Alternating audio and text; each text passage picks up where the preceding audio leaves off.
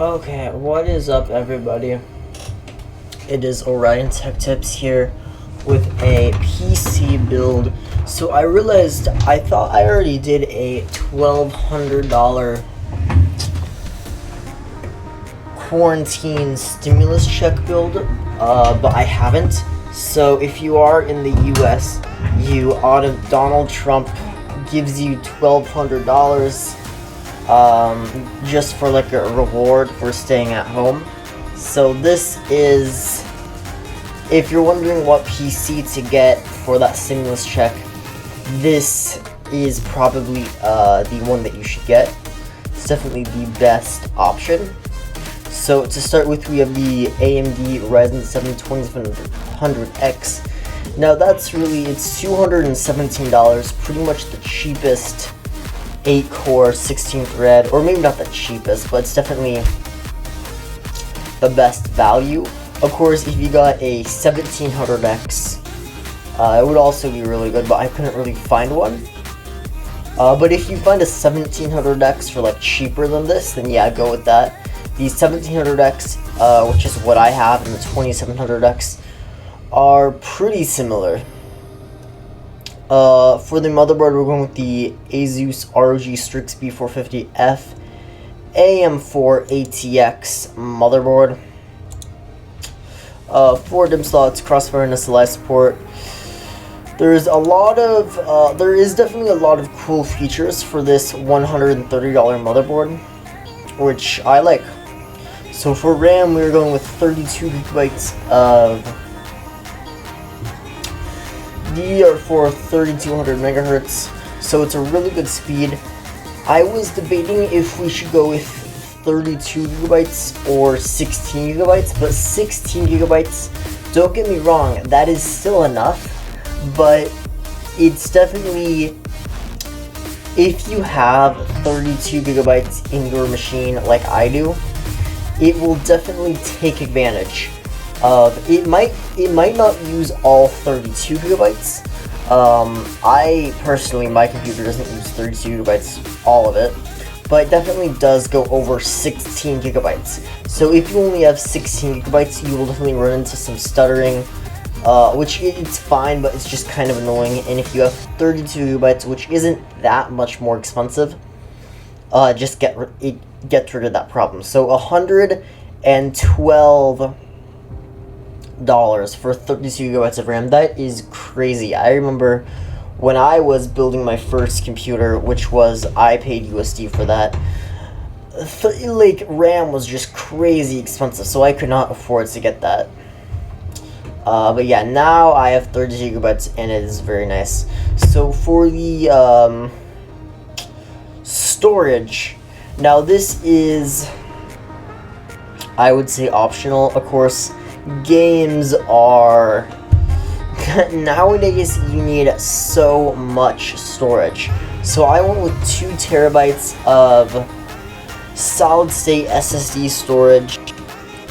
You could get a hard drive if you wanted to, that is absolutely fine. Is 2 terabytes enough for everything? Absolutely not.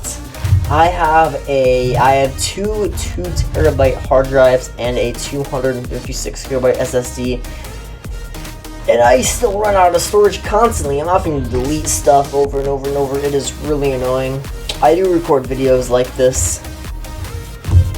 We got 2 terabytes. It's fine if you're getting started, maybe you're downloading a few games. It's completely fine. But once you actually start recording videos, download like your whole Steam library, you start collecting games, then yeah, you should probably get more storage. I am like scrolling on Amazon and I see like expensive laptops and they only have like 256 gigs SSD, and I'm like, are you crazy? Like, you couldn't even, like, you download Windows and then there are games that won't even fit on that. Like, you can't even get like certain games, and that's just one game. So yeah, you need a ton of storage for PC gaming. And yes, actually, PC gaming, the games are bigger than console games. I've gotten asked that before, and yes, they are bigger, just because they look better. It's support higher resolutions, higher frame rates, so they need to be bigger. Okay, for the graphics card, we are going with the RTX 2060 Super. This is definitely $420. This is not bad. One of my friends recently got a PC, and he used this exact same card, and he gets really good performance. And yeah, it is definitely a great all-around card. Highly recommend it. RTX 2060 Super, $420. Okay, so for the case, we're going with the NZXT H500i, $99. And for the case, of course, it's optional. Go with whatever looks cool.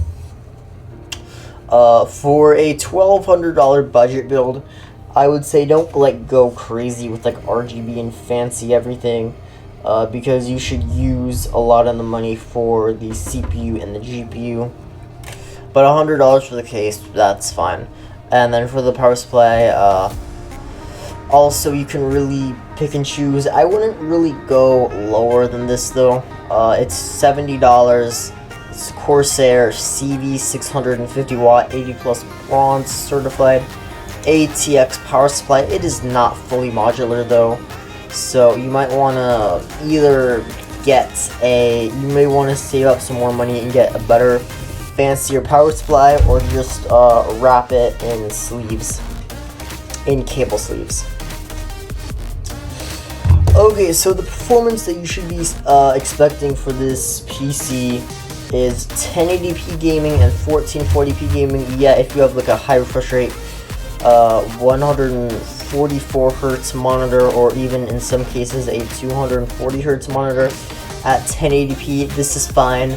Of course, 240 hertz at 1440p, you will need a more expensive graphics card. But of course, for $1,200, this is good. If you've never really built a PC, or you're just looking to upgrade from an old laptop or an old PC that you have, this is good. And for your $1,200 stimulus check, I would say the total is right here, $1,259.43. But yeah, for your stimulus check, it's really good. If you have any other budgets that you want me to do, comment that down below. And yeah, until next time, like this video, subscribe, comment down below if you have an idea for a future video that I should make. Until next time, peace out.